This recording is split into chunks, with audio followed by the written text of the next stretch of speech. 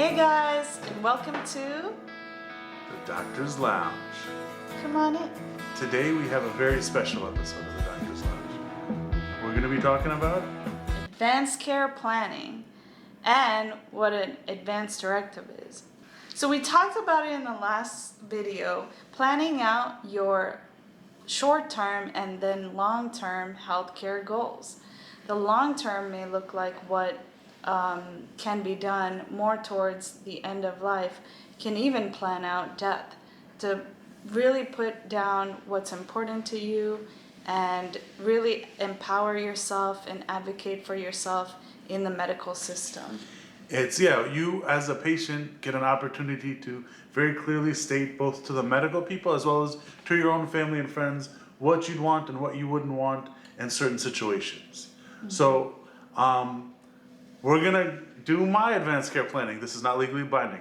So we're going to do my answers for what I want. Do an advance directive. So the first question is usually if you were unable to make decisions for yourself in the hospital or in the medical system, then who would you entrust to make decisions on your behalf at that time? You! I would choose my wonderful wife. If you do not have an amazing wife like I do, you have to think about it, and this is a good opportunity to really be mindful about who you trust and who would know what you would want. Because the idea here is it's someone not doing what necessarily they think is right, but doing what, like you would be doing what I would want you to do. Because I know you best. And what's important to note is that if you haven't done this and if you don't have someone legally, then really by state of law, they would choose for you. Sometimes it is the spouse, but in that case, a lot of the times, your loved ones can feel burdened if they don't have documentation in terms of what you want. So this is a really good way for you to relieve burden off of others to have this directive completed. Another big thing is not just that, but so I know that, let's say God forbid something happens, they would choose you automatically, but you have more power if I've named you as my decision maker versus if it's state appointed, you are more limited in the decisions you can make. Even if you know for a fact this is what I would want, your hands are a little bit more tied if it's appointed because I never said anyone and they're just choosing as a surrogate instead of... You better be nice to me because I can really change things for you at the end of life. Just kidding. Okay, so the second question is, if you were to be in what we call a vegetative state, so your brain is really not functioning properly, your bodily functions are there, maybe, the things that we normally do, like bathroom, toileting, and things like that, but you need 24-hour help and people need to really do those things for you. If you were in that situation, would you want to be maintained on artificial life support and have sort of the run-of-the-mill medical interventions, testing, and things like that?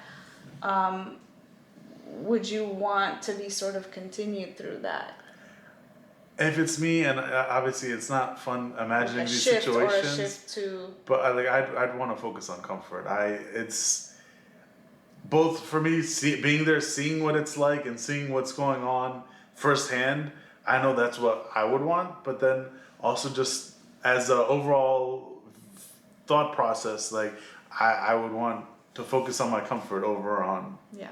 And the thing is, people may have different goals, and so I think that's just a great opportunity to write those goals down. There's free text option, which you can really, you can say time limited trial of certain things until my, granddaughter gets to town. There's just specific things that you can say. So it's important to know that, we are all different and we all want different things. And this is really empowering. It gives me a chance to really clearly say what I would want.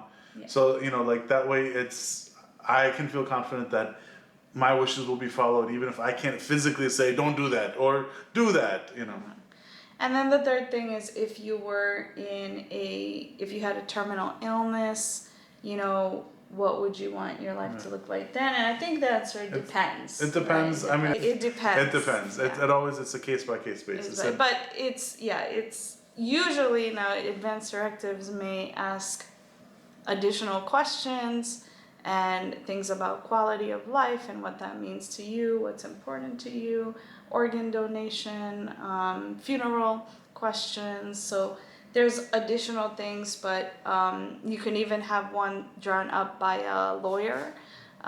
So you can write it exactly how you would want it.